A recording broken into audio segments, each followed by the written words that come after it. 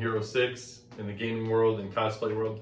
I'm making another YouTube video to discuss some of the tools that I use. These are like pretty much everything that I use for the most part to create pretty much any cosplay other than, you know, the measuring tapes and stuff like that, of course. But so kind of wanted to go in detail with it because, you know, a lot of people think that you need like extravagant amounts of tools and things like that, which I do have quite a bit, but these are like the basics of what, you know, somebody in the very beginning of starting to get into cosplay and stuff like that would want to purchase or want in their cosplay kit. Another thing too is that everything that's sitting here other than probably this Dremel tool and this yardstick should go in a small toolbox with you if you go to Comic-Con in case something happens to your costume, which is one thing that most people don't think about.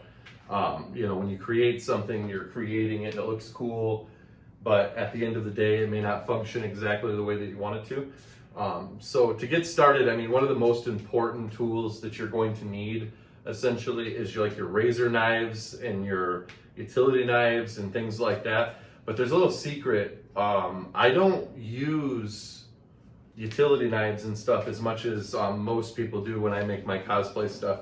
So to start with those though, I never use a regular utility knife. A lot of people do when they cut out things like on Sintra or whatever.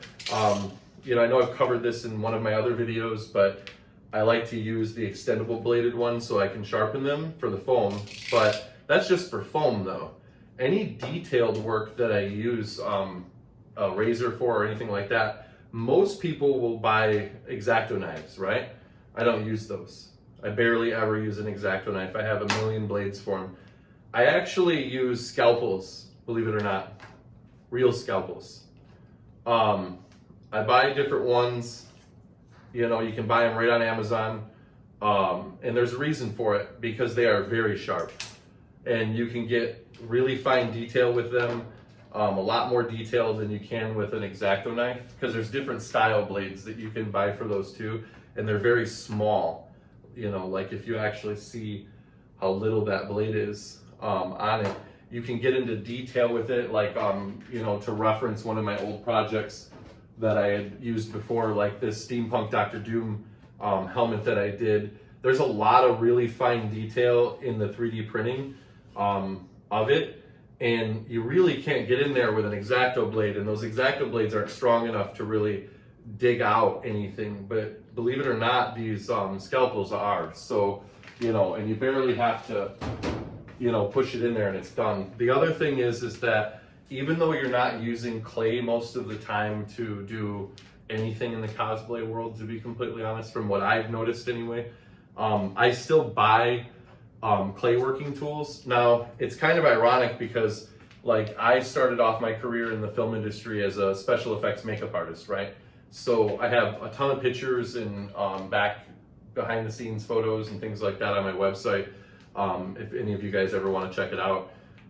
But I took my makeup kit and I started adding, you know, certain things to my cosplay kit, and there's a reason for it because like this one is fairly new, so you can't really see where, you know, that spatula is what it's actually called, isn't really messed up or anything right now, but this one, however, is. So what I like to do is that like sometimes when you're 3D printing, you will get areas that aren't absolutely perfect.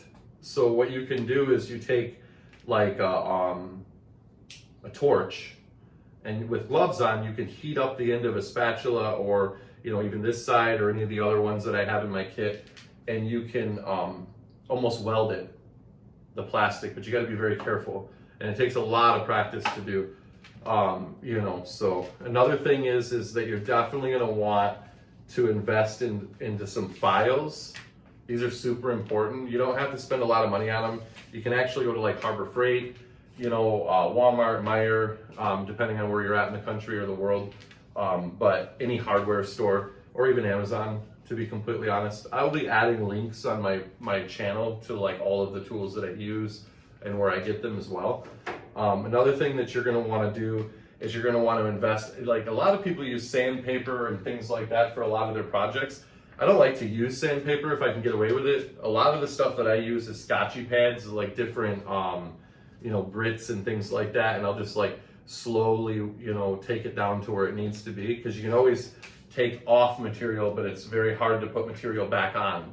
Where sandpaper, you know, especially a more coarse sandpaper, you will take too much off, you know what I mean? So another thing is too, is that, you know, I have a million screwdrivers and tools, but I keep one screwdriver in my kit, and it just, inside of it, it just has a bunch of ends to it that you can switch it over. So you're gonna very quickly see like which types of heads you're gonna use most of the time, especially if you're running electronics in your cosplay, fans, LEDs, anything like that, you know.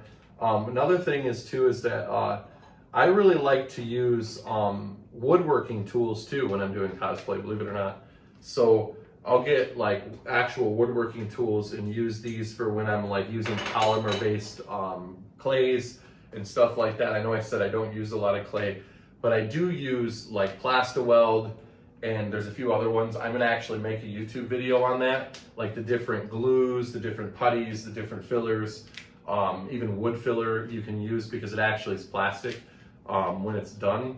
So you're gonna need things that are made to cut through that or to go through that.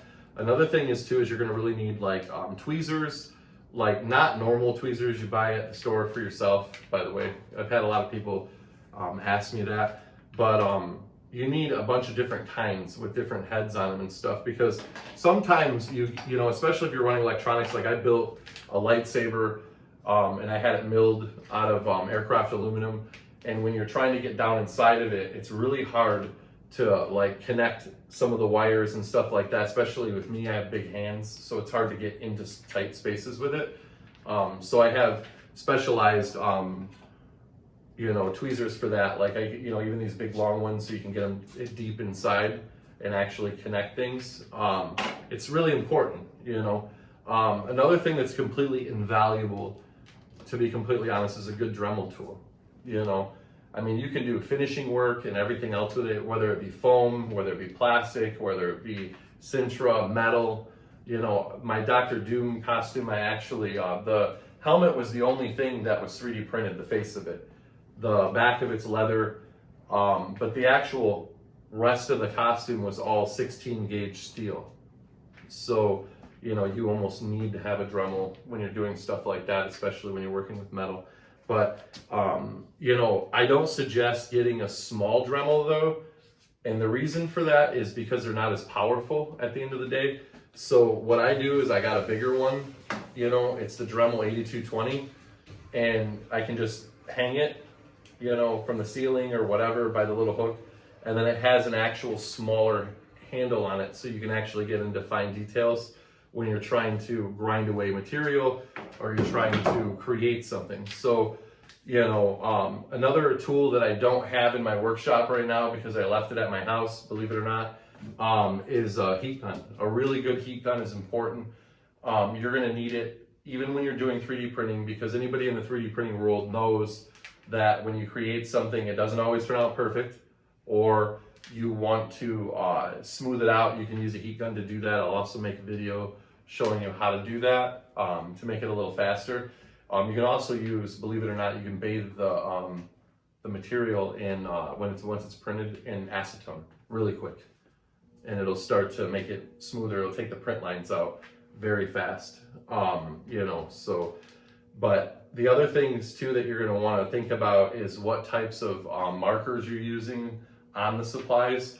Like for example, I use a lot of paint pins for things, fine paint pins and thicker ones and things like that. It's not the best thing to use when you're doing work with foam. The reason I say that is because like these are oil-based, and most paint that you're gonna be using on cosplay stuff from my experience is water-based or even latex, and it'll start to come apart right there. So you have to remember, like, you know, you have to use the science aspect of it too. If you're using a glue or any kind of paint that's going to react with something, you're gonna get a horrible end result when you go to do your finishing work and you go to do your paint job. So when I do, believe it or not, when I do the lines that I draw onto my foam, like even with this like boot that I started making for the Gundam robot, This is all chalk. I use a chalk pencil that you use for like alterations and when you're sewing and things like that. Anybody in the cosplay world that does the sewing aspect of their costume will know what I'm talking about. You know, that's a completely invaluable tool as well. Good rulers, you know, obviously. Another good thing is to always have a sharpener. I don't like all automatic sharpeners because I've learned that they wear the blades down a lot faster. You know, if you have a really good sharpener, which I covered this in my last video as well, with the Kershaw, it's really good. I'll put a link in the subscription or in the description of the video as well for you guys. But you can just run it a couple times on it and it's done. You know what I mean? So, you know, it's a big one. I do realize that there's a lot of other materials and stuff like that that that you can use for cosplay stuff. But these are some of the basic tools that I would suggest as a cosplay artist for you to get when you first start. And then you'll get more advanced, obviously, like the laser cutting machines and stuff like that to cut your leather, and, you know, 3D printers and things like that. These are 2 of my 3D printers. I have 2 other ones that are out in the other room. But, you know, the thing is that your creativity at the end of the day is the most important part. You know what I mean? So don't get overwhelmed with, you know, getting started. It doesn't have to be overly complicated. I think that all of the tools that are sitting on this table only costed maybe $200-300 total, you know, to get started. So it's not too bad, you know. But I'm also, you know, I'm going to leave you guys with this. My next video that I make and post for my materials and tools section of my channel, I'm going to cover glue and all of the epoxies, like I said before, fillers, body fillers, things like that, latex fillers, any kind of, anything you would possibly need to finish one of your cosplays. So stay tuned for the next video and like and subscribe.